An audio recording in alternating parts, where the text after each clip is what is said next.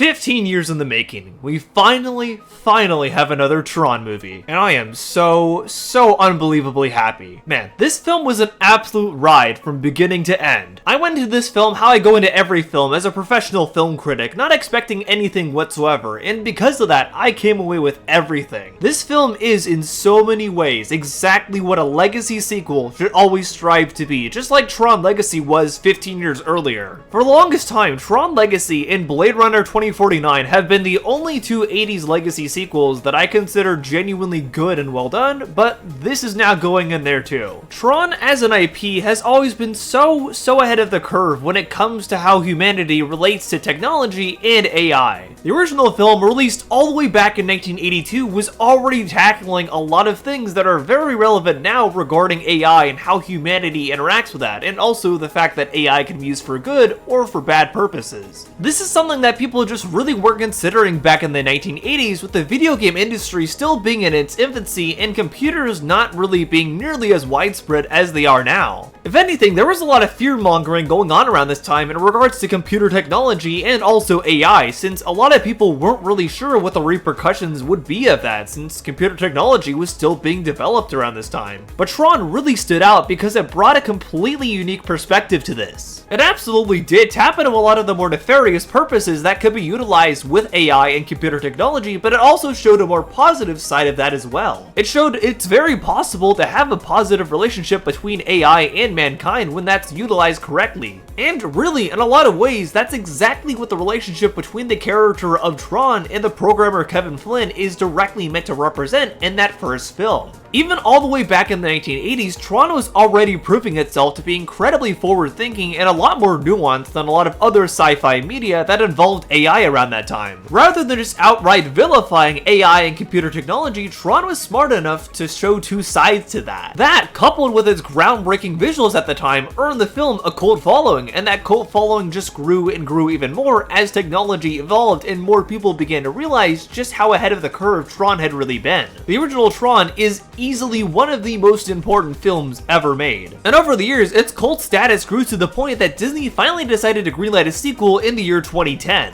This sequel was Tron Legacy, and by all merits, this is absolutely everything a legacy sequel should be. It's also pretty much my favorite movie of all time. Tron Legacy does so much right as a legacy sequel though in particular. It absolutely respects what came before while still building something entirely new off of that foundation. On the surface, the core premise of Tron Legacy is actually very similar to the original film, except instead of the swashbuckling programmer Kevin Flynn getting sucked into the grid and the computer world, it's his son, Sam Flynn. It's because of this, Tron Legacy actually tackles some different themes than the original film did, mostly because it's very much a father-son story. And because of this, we actually see dual themes reflected through both Kevin Flynn and his son Sam Flynn. Sam Flynn's entire journey throughout this film is ultimately about him learning to accept his father's legacy and pursue his desire to make the world a better place with his explorations of AI and how it can be used to benefit humanity, thus making for a better future. Kevin's arc in this film is actually the complete inverse, where instead of having to face his future, he's actually forced to face his past, very literally in the sense of the film's main villain, Clue, who is literally a clone of Kevin from when he was much younger and more reckless, not considering the repercussions of AI and losing sight of humanity and the value of living in a flawed world in his pursuit of making a perfect world within the grid. Looking to the future and also looking to the past. This is probably the core theme of Tron Legacy overall, and in a lot of ways, it's what makes it such a great legacy sequel. Its ability to look to the past and have very clear reference for everything that came before it with the original Tron, while also building something new for future generations to enjoy. And finally, 15 years later, we have another Tron film in the form of Tron Ares. And in so many ways, I think this is the perfect film for this current generation. When the original Tron came out in the 1980s, the idea that AI could emulate humanity to even the slightest degree seemed like an absolute fantasy. And ultimately, the film does treat it as such, being a very whimsical, fantastical adventure, but also offering some ideas about what AI could look like if it continues to develop. When Tron Legacy came out in 2010, technology had come leaps and bounds from where it had been in the 1980s, but AI still wasn't on the par of human thinking yet. But now, in 2025, it's looking like the ideas presented in the original Tron film are more prescient than ever, given how much of a big thing AI is now, how far it's come in such a short time, and also just how much of a controversial topic it is in recent memory. When she said that she wishes I would reply to her text the way that Clyde responds to Bebe, so like, how do you do it? Chat GPT, dude. So then I can take whatever latest dumb thing Bebe texted me, click respond to, paste her text here, hit right, it just thinks for a second, copy that into messages and send it off. In a lot of ways, it finally feels like the technology has truly caught up to the concepts of Tron. And this is a film that absolutely revels in this in the best possible ways. I honestly think this film tackles the idea of AI and its relationship with humanity better than any other Tron film before it. And a lot of the reason it's able to do that is because of how relevant AI has become in recent memory. This film was so much better than I was anticipating. There had definitely been some red flags leading up to its release, such as the director being the same person who directed Pirates of the Caribbean 5, and also the big co-leader elephant in the room, Jared Leto, being the lead of this movie. But despite that, there actually seem to be more positive signs leading into this movie than negative ones, such as the rest of the cast here. And also the fact that 9 Inch Nails was confirmed to do the soundtrack for this film. I am very happy to say that this film exceeded my expectations, and it feels like Tron is back in a big way here. I'm gonna be offering my full critical review of this film and all my thoughts on it. And hopefully this review can convince you to check out this film as well, since I absolutely think this is best experience in a real theater. We're gonna get into all of it, the good, the bad, and the Jared Leto of this film. But first, have you ever wanted to be like Kevin Flynn and access all your favorite content on the internet with no region-specific restrictions whatsoever? Maybe you want to check out the fantastic animated series Tron Uprising, since that's a prequel to Tron Legacy, but it's not available in your region. Well, look no further than today's video partner, NordVPN. NordVPN is the world's premier VPN service, allowing you to access the content you want on a global scale and also keeping your data secure while doing it. It's an absolutely fantastic service that lets me watch the content that I want, when I want, whenever I want, no matter where I am in the world. For example, let's say I'm craving some classic horror movies for Spoopy Month, but for some reason they don't seem available in my region. And after looking it up, I find out that the UK actually has a lot of the horror content that I want to watch. But I'm a darn American. How am I supposed to get access to all that great content over the pond? Well, thankfully, NordVPN makes this really easy. All you gotta do is use their handy dandy VPN service to change your server from the United States to the UK. And voila, you can watch all the UK horror content you want. Man, those Brits really have it a lot better than us, huh? If you'd like to check out this amazing service for yourself, be sure to check out my custom referral link in the pinned comment down below and in the description. You can use that to get a bonus 4 months on top of the plan you choose. And if you decide NordVPN isn't for you, no worries, they have a 30-day money-back guarantee. So if you find the service isn't to your liking, you can get your money back within 30 days of your first purchase. Don't wait and go to nordvpn.com/utterlynoah to get this amazing deal. Special thanks again to NordVPN for being today's video partner.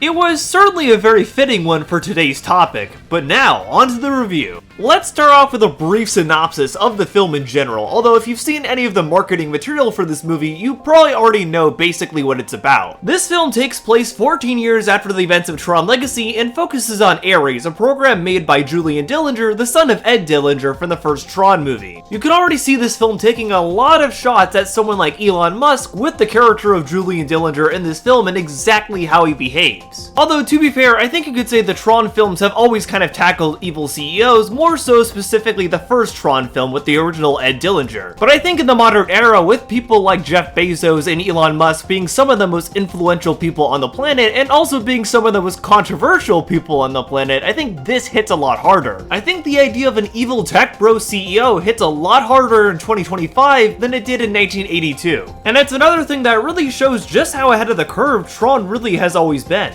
As stated before, we see this film through the point of view of Ares, who is the lead character in this film and is played by Jared Leto. Now, when this film was initially announced to be in production all the way back in 2023, I think Jared Leto being attached right away from the get-go was already people's biggest fear with this film. I've obviously talked about this before, but Jared Leto is a very controversial figure for a lot of reasons. He's been accused of sex scandals multiple times, he leads a cult apparently as well. His quote-unquote method acting has very famously famously made him hard to work with on set, probably most notably as the Joker and as Morbius in 2 different superhero films. When he played the Joker, he sent used condoms and a dead pig to his co-stars, which is absolutely delightful. And famously, when he played Morbius, he always took 45-minute bathroom breaks and always came onto set in a wheelchair. Jared Leto does not have a very good track record with blockbuster films, and probably more importantly, he's just not a very good person. But as a professional film critic, I tend to separate the person and my own personal views on them from the performance that they give when covering these kinds of things. So how exactly is Jared Leto's performance in Tron Ares? You're probably gonna think I'm absolutely crazy for saying this, but I actually really liked him in this movie. I kinda can't believe I'm saying that, but this was actually a Jared Leto performance that I really liked. I know, I'm shocked too, but yeah, he's actually really good in this role. It's kind of amazing this was actually a Jared Leto role that I wanted to see more of and was actually excited when he came onto screen. I think something that really helps this performance here is that it's a much more subdued one than he was doing as the Joker or Morbius, which thank God, we need less of that. And I think the other thing that also really helps this is that Jared Leto very clearly is a fan of Tron, and in fact, he's actually the person that got this project going to begin with. Initially, Tron 3 started developing in April 2011 under the title of Tron Ascension, but eventually this film got scrapped. However, in 2017, Jared Leto actually came to Disney and pushed them to make another Tron film and give the franchise another chance. And because of his influence in the film industry, having previously won an Oscar for the Dallas Buyers Club and also having sci-fi experience in Blade Runner 2049, Disney actually went forward with it. So while I have my own personal thoughts on Jared Leto as a person, as I imagine most people do, it is important to note that he is the one who got this project off the ground to begin with. If not for him pushing Disney to do this, there is no way Tron Ares would exist right now anyway. And his real passion for the Tron franchise honestly really comes off a lot in his performance here. As stated before, his role as Ares is a lot more subdued than other things he's played before, since he's playing a very stiff, very awkward program. That, of course, was designed as a weapon of war by Julian Dillinger, but slowly but surely is showing sparks of humanity and an ability to think for himself and actually care for those around him. He's beginning to question the directives that Julian is giving him, and also beginning to really think for himself and also think what his own directive should be. It's actually surprisingly really good stuff, and his journey throughout this film is very easy to get invested in my opinion. Again, I know it sounds crazy to say, but this is a Jared Leto character that I was really rooting for the whole time here. Joachim Roning, the director of this film, has said that he intended Ares' arc in this film to be sort of a Pinocchio story, whereas Pinocchio became a real boy, at least over time, by learning morality and life lessons from the events that occurred around him. Ares is gradually learning here what it really means to be human and have your own directive in life, rather than just taking the one that was given to you by someone else. So I would actually say it's not only a Pinocchio story, but also in some ways kind of a Frankenstein story as well. And funny enough, to further drive this point home, the book Frankenstein actually is quoted in this movie. The Pinocchio aspect is very much there with Jared Leto's arc in this film overall, I would say. I think you could even compare a lot of the self-discovery he goes through in this film to the movie AI Artificial Intelligence by Steven Spielberg, released back in 2001. There's definitely a lot of overlap between the themes of this movie and that movie in my opinion, especially exploring the Pinocchio syndrome and whether artificial beings, or AI in this case, can actually become human and whether they can actually love and care for those around them like a real person can. Essentially, whether AI can actually develop a sort of soul or consciousness to itself. I would say to a degree, this is something that all Tron films have technically tapped into, but this one really drives deeply into the heart of that idea I think the most. The original Tron film did tap into this a little bit, showing the relationship between Tron and Kevin Flynn, and showing that programs can act like humans and have feelings like humans too, to a degree. Something that Flynn learned in that film is that programs are actually capable of feeling empathy towards their users. Tron Legacy took this concept a little bit further, with the isomorphic algorithm Quora being the first ever program to truly set foot into the user world. And throughout the entirety of Tron Legacy, she shows a deep fascination and hyperfixation with the user world in general. It's clear throughout this film she has a very strong desire to become human and set foot in the user world and experience what it's like to be a human or a user essentially. But I don't think it's until this film that we've seen the idea of AI being able to empathize in a way that a human could really really fully explored and genuinely fleshed out. This might be a hot take, but I genuinely think this film actually explores that concept far better than any other Tron media has before. And I think it is helped by the general consensus now on where AI currently is in the modern era and the fact that it's a very real thing now. As stated before, when the first two Tron films came out, AI was nowhere near the levels that it is now. But given how AI is being perceived in the modern era and all the questions that are being raised around it, it seems that this film is very aware of that, and as a result, it really takes the time to fully dive into those ideas. There's a lot more it's able to flesh out because, in a lot of ways, this is kind of our reality now. And I think that's one of the biggest things this film really has going for it. I would definitely say a film like Steven Spielberg's AI artificial intelligence definitely dives into that idea a lot more deeply, but for what it's worth, this film actually does explore that concept in a lot of very meaningful ways. I was honestly very pleasantly surprised to see that explored pretty fully here. And I was even more surprised to see just how fully they went into this concept, even more than any other Tron media really had before. But as I stated before, Tron has always shown both the good aspects of AI and the bad aspects, and that's exactly where the Frankenstein aspect comes in, with the bad side of AI shown in this movie. In a lot of ways, I would actually say that Julian Dillinger could be seen not only as an allegory for Jeff Bezos or Elon Musk, but also for Victor Frankenstein from the very novel quoted in this film as well. Much like Victor Frankenstein, he essentially has created a monster with the AI tech he's trying to develop for military organizations.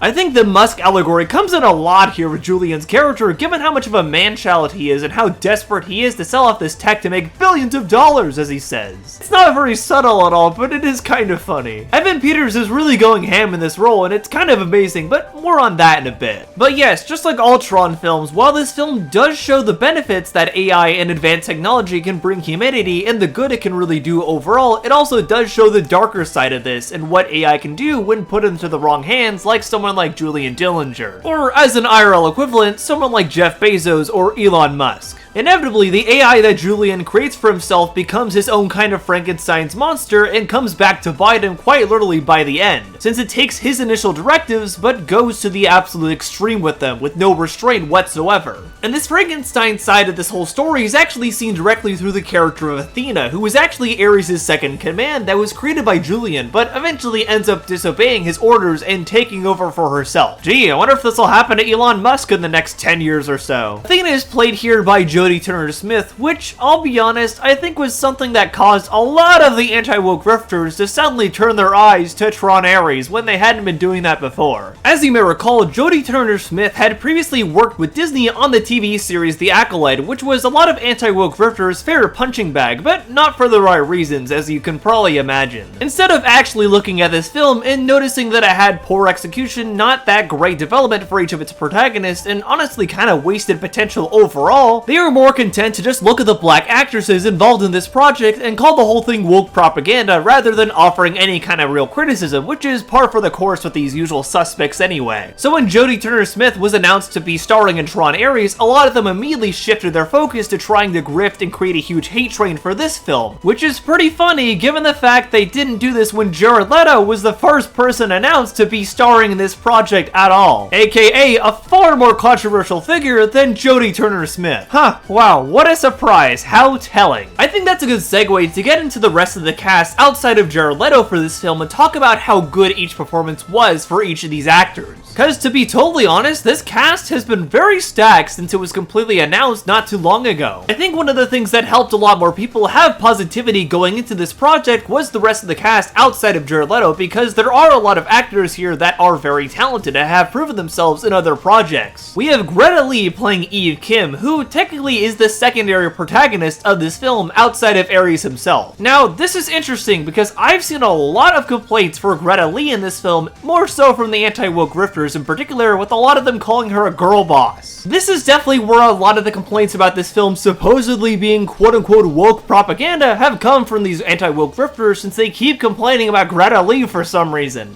And some of them are not even being subtle at all about their biases here, like when Nerd Cookies calls Greta Lee's character Eve Kim the new Rey Skywalker, or Disparu's deleted tweet here calling her a Panda Express girl boss. Wow, not even subtle at all. Inevitably, these guys were already trying to call Eve Kim's character a girl boss long before the movie even came out, and also comparing her to Rey Skywalker of all things, so it became very apparent they don't actually know what they're talking about here. They are already saying this stuff long before the film even came out and before they had a chance to really judge whether she was actually a girl boss or not. As usual, the grifters just wanted to use their general talking points and buzzwords they often use with any piece of media on this as well before the film actually came out and they could properly judge it. So as someone who has actually seen this movie and is actually a real film critic, what did I think of Greta Lee's character? Is she a girl boss? No, not at all. In fact, I don't know where these guys got that idea at all, because it's so obvious in this movie that she's actually pretty incompetent and does fail a lot and needs help from her friends. She actually gets captured twice in this movie and also has to get saved by Ares twice as well. Yeah, sure, that really sounds like a girl boss there, guys. It really feels like that term doesn't even mean anything anymore at this point with how often those guys use it. But yes, Greta Lee is genuinely great in this film, as would probably be expected. She is a very talented actress. Eve Kim is actually the CEO of Encom in this film, who filled in the role between the events of Tron Legacy and Tron Ares while Sam Flynn resigned from the company for personal reasons. Together with her sister, they followed up on Kevin Flynn's original vision and stayed very faithful to that, wanting to bring technology as a boon for humanity. She and her sister end up creating a technology that actually draws from the grid from the previous two Tron films to create matter in the real world. Think of the lasers that bring Kevin Flynn and Sam Flynn into the grid in Tron and Tron Legacy, and now think of the inverse of that. Rather than sucking matter into the grid, this is essentially constructing it and spitting it out into the user world. By harnessing this technology and the power of the grid, the sisters have basically created the ability to craft pretty much anything in the real world. However, in this film, we also find out that Eve Kim's sister has sadly passed away. And it's because of this that she actually doubles down on her efforts to improve humanity with technology to begin with anyway. Because, as it said in the film, she actually started as a game designer at Encom and created a Fortnite version of Space Paranoid. She didn't start as an engineer trying to improve the world. That was actually her sister's goal, and you can actually tell throughout this film that Eve felt very inferior to her sister, and she felt like she wasn't really living up to her standards, despite her sister being the younger sibling. So that's really why she's actually doing this all to begin with. She's not doing this for herself, she hasn't found her own directive yet, something that Ares is also trying to find. Which, funny enough, this longing for a true directive in life is something that really brings these two characters together, and it's kinda wholesome actually. There's a surprising amount of emotion and some really genuinely great chemistry between Eve Kim and Ares in this film. They're both kind of lost souls who are searching for a sense of purpose and what they really want to do in life. And honestly, I think that's something that also makes Eve a genuinely relatable and actually pretty well fleshed out character as well. She is 100% not a girl boss. She's actually a very flawed and very relatable character. I think apart from Ares, she was absolutely my favorite character in this film. It was really cool seeing her journey throughout this film as well. Kinda just goes to show you shouldn't judge a character before you actually see them in action in a film. Rounding out the rest of the cast, like I said before, we have Evan Peters playing Julian Dillinger here, and yeah, he's absolutely great in this role too. He totally nails the role of this tech bro man-child billionaire who has all the money and all the technology in the world and no desire to rein himself in with it whatsoever. He is the worst possible character in the best possible way. He's genuinely really fun to watch in this film and a very fun villain overall. You can really tell Evan was having a blast here. I will say though, because of the way this character is portrayed, there is definitely a flaw because he ends up being a very one-note villain.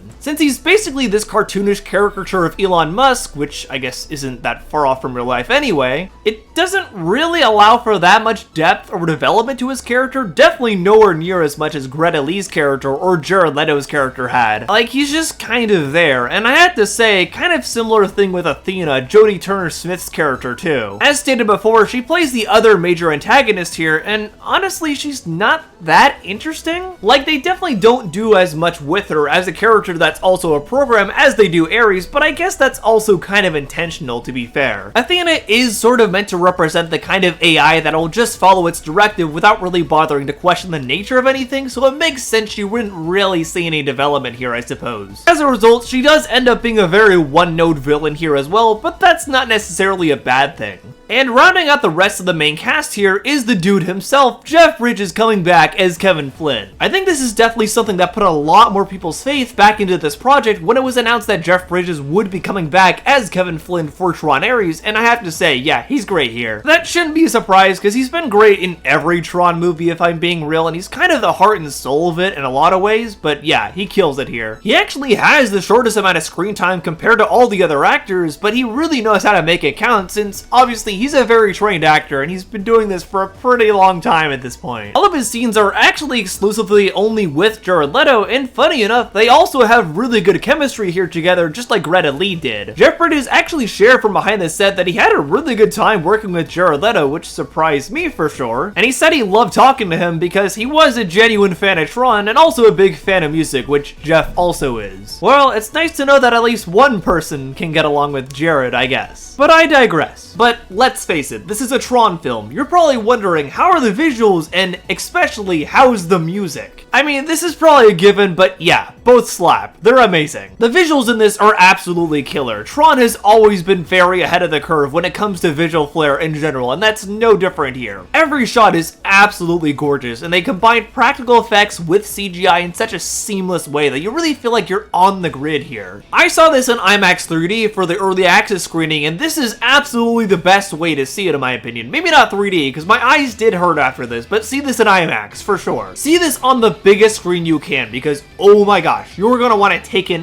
every single frame of this. This film really expands upon the visual flair put in Legacy and also adds its own unique aesthetic onto it in my opinion. A lot of the designs of the vehicles and suits and weapons in this film are a lot edgier and more angular, which I guess overall does make sense given this story does have a slightly darker edge to it. And it really gives this film's visual identity something that's really unique and definitely stands out from every other Tron product. This is absolutely a visual feast for the eyes, which is again unsurprising because this is a Tron movie, but it should be experienced in theaters because of that. So just in general, everything I've already told you about this film has been enough to get you to go to the theater to see it. And probably the other big thing that people are wondering about is how is the score? Unsurprisingly, it slaps. It's great. It's awesome. 9 Inch Nails really kills it here. I will say, I do like Daft Punk's score from Tron Legacy just a little bit better still. Which, I guess to be fair, that is a very iconic score in its own right, and even people that don't like Tron Legacy generally like that score. But yeah, 9 Inch Nails really knocked it out of the park here as well, and this score has just really grown on me over time in general. On the way back from the theater, I just had this album on loop. It is really, really good. Trent Reznor and Atticus Ross really understood the assignment here, and also they were executive producers on this film, which is very cool in its own right. So yeah, unsurprising, but the score is great here too. Another reason to see this film in theaters. Like I said, I was watching this in IMAX 3D and just my entire theater was shaking as I watched this because the score is just booming in the best way possible. It felt at times like I was at an actual 9 Inch Nails concert in the best way possible. And so now that we've covered all the major aspects that I generally cover when talking about a film, such as storytelling, pacing, casting,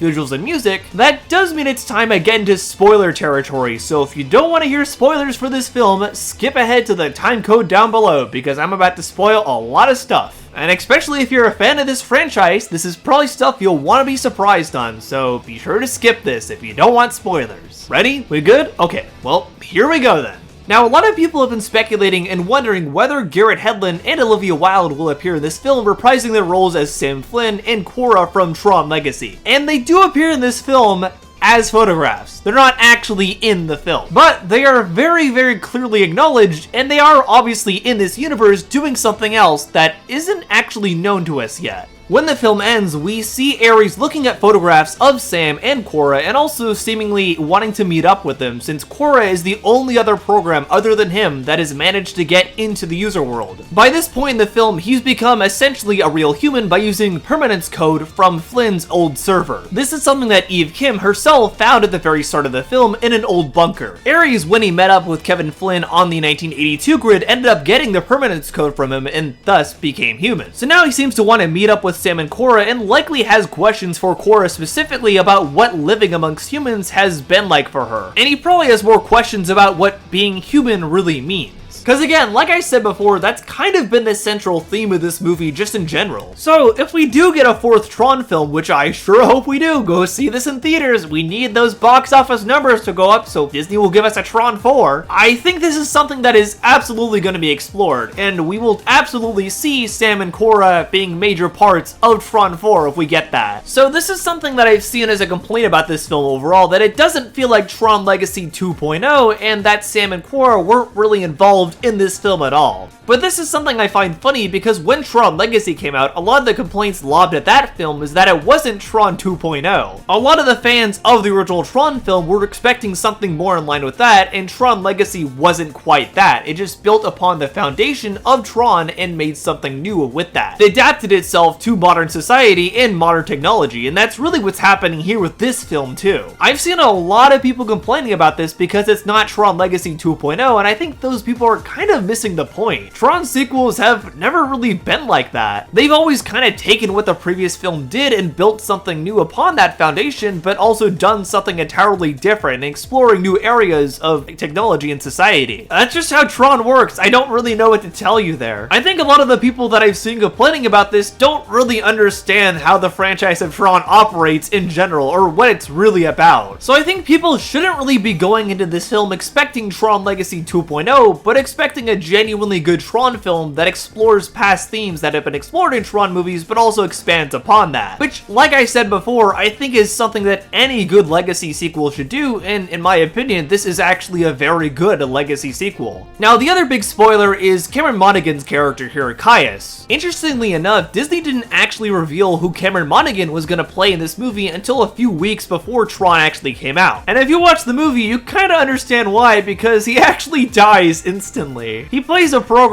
on Ares' squad named Caius, and he dies in like the first scene he's in. I was genuinely kind of shocked by this, that I actually laughed out loud in the theater when I saw him die. I probably sound terrible for saying that, but it was just such a shock to me that I didn't really know how to react. I would say for me personally, that is something I probably would knock against this movie, because I actually really like Cameron Monaghan as an actor, and I would have liked to see him utilized better here, but yeah, it's not that big of a deal. I do think the rest of the cast more than makes up for this, since I really think they do prove themselves even without there being that many legacy characters here, but I still would have liked to see more Cameron Monaghan. Admittedly, that's just me though. Probably the other big thing to spoil here is the mid-credits scene at the very end of the film. During the film's finale, Julian actually transports himself into his version of the grid since the police are coming to try and arrest him for everything he's done throughout the course of this film. And during a mid-credits scene, we see him in his own version of the grid, and he sees a certain disc that looks a lot like a 1982 Tron disc. He ends up grabbing it out of curiosity, and lo and behold, he actually turns into Sark from the original 1982 Tron. That's right, the program that his dad created, Julian has now turned into. I think this is actually a very cool reveal, and it's kind of emblematic of how his mentality throughout this film has basically caused him to succumb to his own father's misgivings. So this is probably something that will also very much play into Tron 4 whenever we get that. Again, go see this movie so we can get that as soon as possible, hopefully. Please, I pray to God. But yeah, there's honestly genuinely a lot of good reveals here, and there is very clear reference for everything that has come before. They even have a scene where they create a whole orange tree using the lasers, which is kind of actually a nod to the original Tron when they digitize an orange and put it in the grid. There's tons of little cool Easter eggs that you might blink and miss actually in this film that are both from Tron and Tron Legacy, and it's very clear the people working on this film had real reference for everything that came before. And once again, like I said, that's kind of what a Legacy sequel should strive to be anyway. Something that does have reference for the original film, but is still able to do its own new thing and bring a fresh take to it all. And yeah, I'm pleasantly surprised. I think Tron Ares genuinely does that. Like I said, I was really skeptical of this film going into it because there were still a lot of red flags. Jared Leto, the premiere of this film, having Elon Musk stuff there was not a great look either. The director directing Pirates of the Caribbean 5, and a lot of other things like Mr. Beast being involved in the marketing campaign for this for some reason. Please please Disney, don't ever do that again. But despite all those red flags, I think this genuinely ended up being a good Tron movie. There was obviously a lot of clear reference for everything that came before, and it still managed to bring its own brand new identity to the IP of Tron in general. Like I said before, don't go into this expecting Tron Legacy 2.0 per se, just go in expecting a good Tron movie. I cannot stress enough, I think that is really the mentality to have going into this film and really going into any good Legacy sequel overall. But yeah, this is honestly probably one of my favorite watches of this year so far. I'm gonna have to figure out what the best movies of the year were when I do my recap in January, but so far this is definitely up there. Although the Miku movie, One Battle After Another, and Life of Chuck are definitely above it. I'll figure it out. But yeah, I honestly can't recommend this film enough. Go see it in theaters, convince Disney to give us Tron 4, absolutely. Because especially with how this film turned out, I am more excited than ever to see what Tron can do next. And hey, Tron himself did say you should go see this movie and convince Disney to give us a new one anyway. So if the original Tron is saying that, I think that's pretty sage advice. Anyway, this is actually my longest movie review I think I've ever done, but I'm always here to hyperfixate on Tron anyway. I really do have the Tron autism for sure, but what did you think? Have you seen Tron Ares yet, or do you plan to? And what are some other movies you've already seen this year or plan to see? Let me know in the comments below. Regardless, I hope you enjoyed this video or learned something new from it. If you liked this video, be sure to give it a like and also consider subscribing as well. I do a lot of videos like this on film and animation overall, so if you enjoyed this movie, you'll probably enjoy the other videos I have planned as well. If there's a specific topic you think I should cover here on YouTube, let me know in the comments down below. You can also follow me on all my socials down below. I'm on Blue Sky, Twitter, Instagram, all the things. And you can check out my letterbox for my written movie reviews as well. If you'd like to join my private Discord, you can also become a Patreon or YouTube member. Thank you to my current patrons and YouTube members who are all listed on the screen here right now. I appreciate y'all pitching in for the extra monetary effort to keep me doing what I do here. It definitely means a lot. Thank you for coming to the end of this video. Hope you enjoyed it or learned something new from it, and go see Tron Ares. For now though, I've been Otterly Noah, and I'll see you on the otter side.